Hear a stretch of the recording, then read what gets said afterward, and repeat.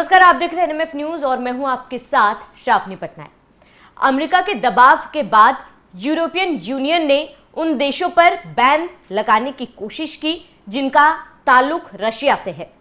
यह बड़ा फैसला रशिया को लेकर लिया है यूरोपियन संघ ने कि रशिया में जितने भी तेल आयात होते हैं उस पर बैन लगा दिया है और इसके साथ ही जो भी तीसरा देश है जो अपने देश में कुछ प्रोडक्ट्स बनाता है जिसमें रशिया के तेल का इस्तेमाल होता है उससे भी वो प्रोडक्ट्स का आयात नहीं किया जाएगा, जिसके बाद से इस फैसले को लेकर हंगामा मच गया।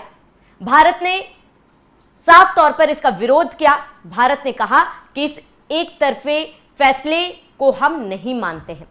इसके बाद लगातार कयास लगाए जा रहे थे कि इससे भारत को कितना नुकसान होगा या फिर हो सकता है। इसी पर आज हम विस्तार से चर्चा करेंगे। मेरे साथ मेरे सहयोगी अभिषेक पुंडिर मौजूद है। अभिषेक, आपका बहुत बहुत स्वागत है। अभिषेक, जब यूरोपियन संघ का ये फैसला सामने आया था, भारत ने भी इस पर ऐतराज जताई थी। भारत ने कहा था कि ये एक तरफा फैसला है जिसे हम नहीं मानते हैं और ये फैसला गलत है, जिसके बाद कहा जा रहा था कि इस फैसले के बाद कहीं ना कहीं इससे भारत को नुकसान जरूर हो सकता है। क्या वाकई में इससे भारत को नुकसान हो सकता है अभिषेक, और अगर होता है तो कितना होगा?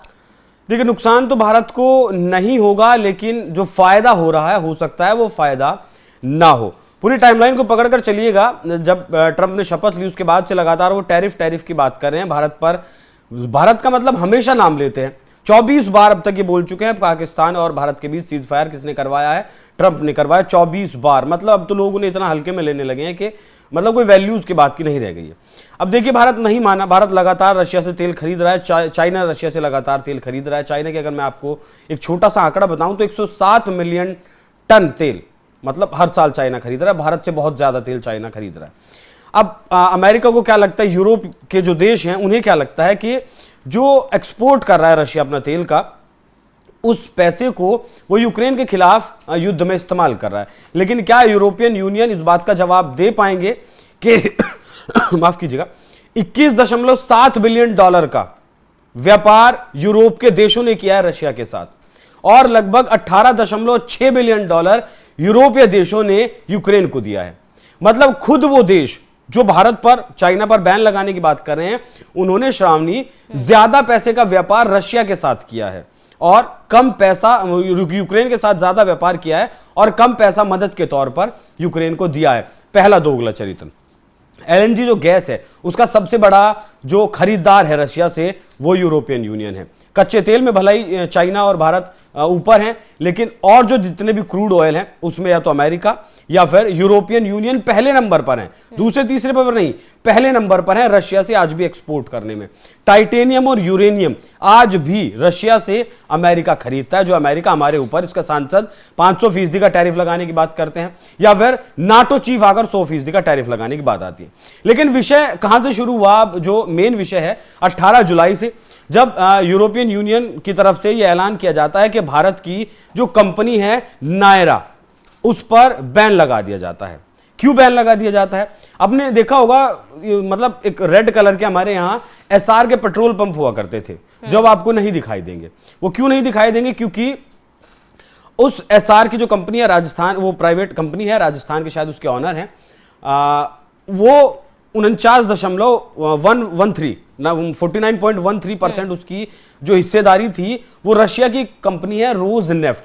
रोज नेफ्ट का क्या काम है रशिया में? वो मेनली कच्चा तेल निकालती है और उसे बेचती है। अगर कोई रिफाइन करके मांगता है तो रिफाइन करके दे देती है, वरना मेनली जो उसका काम है वो कच्चा तेल देने की है।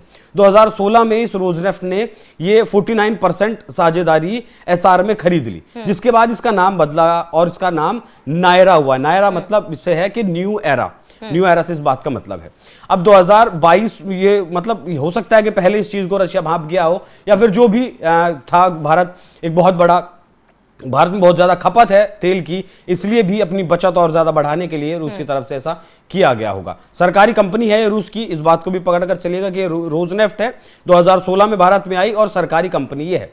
2022 में जैसे ही शुरू हुआ तो रशिया की तरफ से 21,000, अमेरिका और यूरोपियन यूनियन की तरफ से लगभग 21,000 सैंक्शंस लगा दिए गए रशिया के ऊपर। लेकिन तीसरे रास्ते से, दूसरे रास्ते से तेल खरीदना, जितना भी पेट्रोलियम का प्रोडक्ट है वो खरीदना इन लोगों ने जारी रखा। अब क्या हुआ है, अब जब अमेरिका ने दबाव दिया, 500% टैरिफ की बात की, फिर नाटो ने भी धमकी दी 100% का टैरिफ लगाएंगे, तब यूरोपीय जो देश हैं उन्हें लगा कि तेल तो हम भी खरीद रहे हैं, ऐसा ना हो कि जो है ट्रंप हमारे ऊपर भी अब बिफर पड़े, क्योंकि नाटो में 32 देश हैं और यूरोपियन यूनियन जो है उसमें 27 देश हैं। लेकिन गौर करिएगा 23 देश दोनों संस्थाओं में कॉमन है, नाटो में भी और यूरोपियन यूनियन में भी। तो मतलब दोनों जो संस्थाएं हैं वो एक ही हैं, अलग नहीं है। अब 2022 में जब यूक्रेन और रूस के बीच युद्ध शुरू हुआ, सैंक्शंस लगे, हमने तेल खरीदना जारी रखा, लेकिन बहुत सारे सैंक्शंस लगे थे, बहुत सारे प्रतिबंध लगे थे। तब रशिया ने क्या किया, लगभग 450 अपने जो ये माल ढोने वाले जहाज हैं पानी के, वो समुद्र में उतार दिए और इनसे व्यापार होता रहा।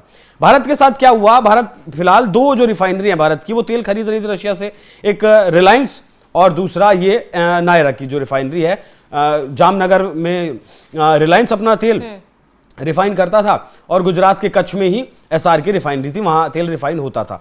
लेकिन क्या होता था इसमें, रशिया के जो जहाज तेल लेकर आते थे, कच्चा तेल रिफाइन करके हम उन्हीं जहाजों में भरकर उन्हें यूरोप भेज दिया करते थे। अब ऐसा मतलब सबके ऊपर एक टैग होता है, झंडा होता है, लेकिन इनके साथ क्या हुआ, लगभग 105 जो फ्लीट्स को बैन किया यूरोपियन यूनियन की तरफ से। वो इसीलिए किया गया, वो जहाज रशिया के थे, लेकिन टैग या फिर अपना जो पहचान थी वो किसी और देश का लगाकर चलते थे। वो मतलब पोर्ट पर नहीं जाते थे, पोर्ट से पहले ही समुद्र में, जिस तरीके से आप देखते हैं ना कि ब्लैक में होता है, राजस्थान में जिस तरीके से शराबबंदी है, 8 बजे के बाद शराब नहीं मिलती है, लेकिन मिलती हर जगह है, जो पीने वाले हैं वो ले लेते हैं। तो इसी तरीके से मतलब इलीगल काम लीगली तरीके से चल रहा था। अब जब अमेरिका का दबाव बढ़ा, नाटो का दबाव बढ़ा, तब यूरोपियन यूनियन के देशों ने यह फैसला लिया था। अच्छा, इसमें काजा कैलाश है जो सबसे पहले आई थी, उन्होंने लिखा था कि हमने रूस के खिलाफ अपने 18वें प्रतिबंध पैकेज को लागू किया। मतलब अब तक 17 पैकेजेस लगा चुके हैं जो यूक्रेन रूस के लिए उसकी आय को कम करेंगे। हमने भारत में रोजनेफ्ट की सबसे बड़ी रिफाइनरी नायरा एनर्जी जो गुजरात के वड़ीनार में है, और रूसी शैडो फ्लीट, जिन 105 पानी के जहाजों की मैंने बात की, उन जहाजों को निशाना बनाया गया और इसमें कहा गया।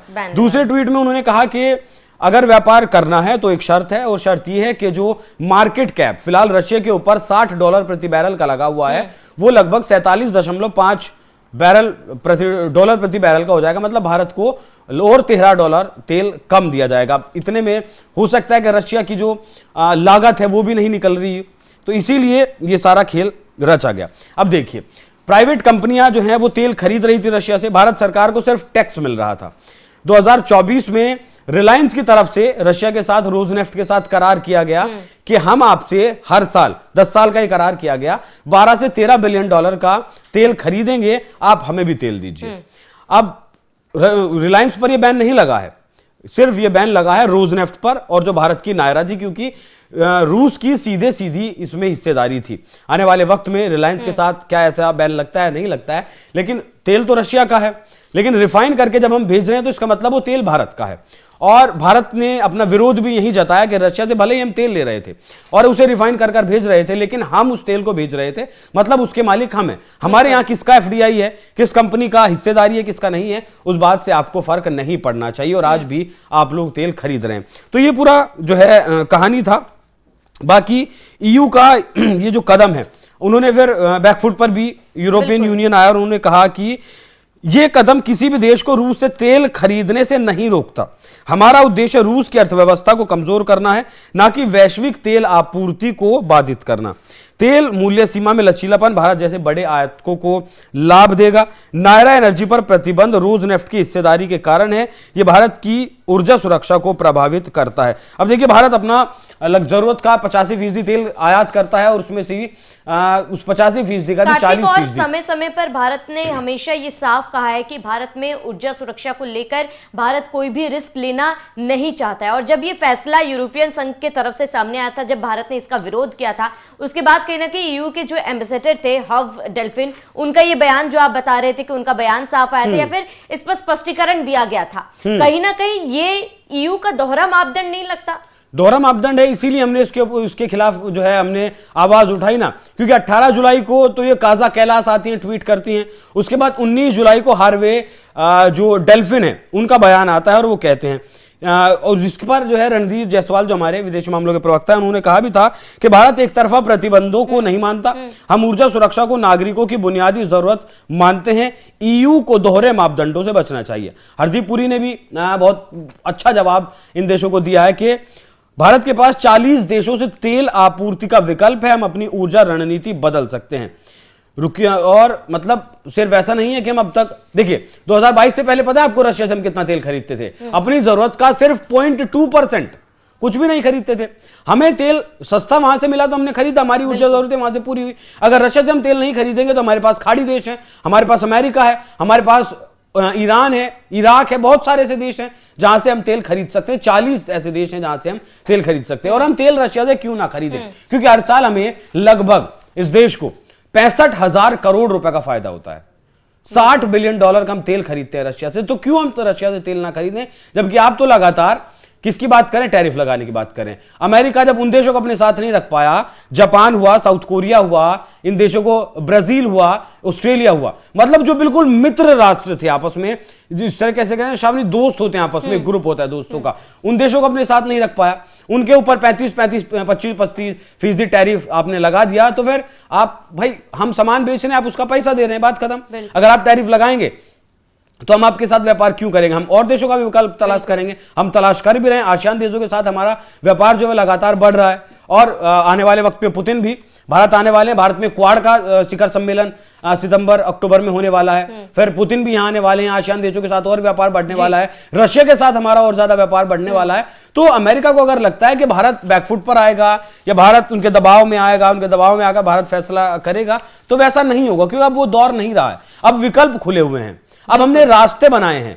अब वो जो रूट पहले सिल्क रूट जो हुआ करता था, जिससे व्यापार हुआ करता था, वो पहले एकमात्र हुआ करता था, लेकिन अब भारत ने लगातार समुद्र में अपने रास्ते बनाए हैं, विकल्प खोले हैं, तो हम अमेरिका के दबाव में आने वाले नहीं है। और शायद यही कारण है श्रावणी कि अब तक भारत और अमेरिका की जो ट्रेड डील है वो नहीं हो पाई है। बिल्कुल निसंदेह यहाँ पर भारत कभी भी बैकफुट पर नहीं आएगा। भारत का स्टैंड आप कहीं ना कहीं अभिषेक बिल्कुल क्लियर है, लेकिन आप ये सवाल, क्योंकि लगातार ये कहा जा रहा था कि भारत को इस फैसले से कहीं ना कहीं नुकसान हो सकता है, लेकिन जब भारत ने अपना रुख फिलहाल क्लियर कर दिया है और इसके बाद यूरोपियन संघ के एम्बेसडर का जो स्पष्टीकरण सामने आया है, उसके बाद क्या लगता है कि इस फैसले को क्या ईयू वापस ले सकता है?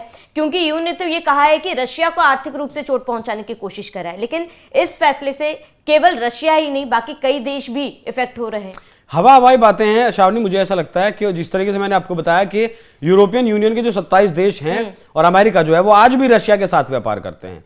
वो आंकड़ा भी मैंने बताया कितनी मदद ये लोग करते हैं और कितना व्यापार रशिया के साथ करते हैं। तो पहले आप लोग बंद कर दीजिए, हम भी बंद कर देंगे। अगर ऐसी बात है, इतनी दिक्कत है रूस और यूक्रेन के बीच रूस इसी पैसे का इस्तेमाल आपको मतलब आप लोगों को लग रहा है कि रूस जो तेल चाइना और भारत को बेच रहा है, सिर्फ वही पर्टिकुलर पैसे से वो ड्रोन्स बना रहा है, हथियार बना रहा है और यूक्रेन के ऊपर दाग रहा है। तो फिर मतलब आप लोग क्या कर रहे हैं? आप लोगों का जो नाटो का संगठन है या फिर यूरोपियन यूनियन का 27 देशों का संगठन है, वो कर क्या रहा है? दे दीजिए ना पैसा। क्यों ट्रंप ने जो है सिर्फ कह दिया कि 500 बिलियन हमारा लगा हुआ है और वो पैसा हमें पूरा करना है और आधा यूक्रेन खरीद लिया। रेयर अर्थ मिनरल्स के नाम पर ट्रंप ने, पता है आपको, आधा यूक्रेन खरीद लिया 50% को लेकर कि खुदाई हम यहां करेंगे, यहां से हम रेयर अर्थ मिनरल्स निकालेंगे और तुम्हें 50% देंगे, बाकी हम अपना पैसा पूरा करेंगे। मतलब सब कुछ पैसे से जुड़ा हुआ है, व्यापार से जुड़ा हुआ है। और मुझे ऐसा लगता है कि रशिया इस चीज का मोहताज नहीं है कि अगर भारत उसका तेल नहीं खरीदेगा तो वो यूक्रेन के ऊपर हमला नहीं करेगा, क्योंकि यूक्रेन के ऊपर हमला सिर्फ इसलिए किया गया कि वो नाटो का सदस्य ना बने, सिर्फ इसलिए। क्यों? यूक्रेन ने कोई मिसाइल नहीं दागी थी रूस के ऊपर, और अब तो बहुत भीतर तक, आज ही की बात है, रात के वक्त यूक्रेन की तरफ से मॉस्को को टारगेट करने की कोशिश की गई है। बहुत सारे ड्रोन्स दागे गए हैं, क्योंकि उससे पहले एक रात में 700 ड्रोन्स रशिया की तरफ से यूक्रेन के ऊपर दागे गए थे। हालांकि दोनों देश शांति वार्ता भी की तरफ भी बढ़ रहे हैं, लेकिन शांति वार्ता तब होगी जब पुतिन की सारी शर्तें पूरी होंगी। और देखिए, पुतिन का मुकाबला करना अमेरिका या फिर यूरोप के देशों के बस की बात नहीं है। अगर होती तो ट्रंप 6 बार बात नहीं कर रहे होते, अब तक कुछ बहुत बड़ा वो कर चुके होते।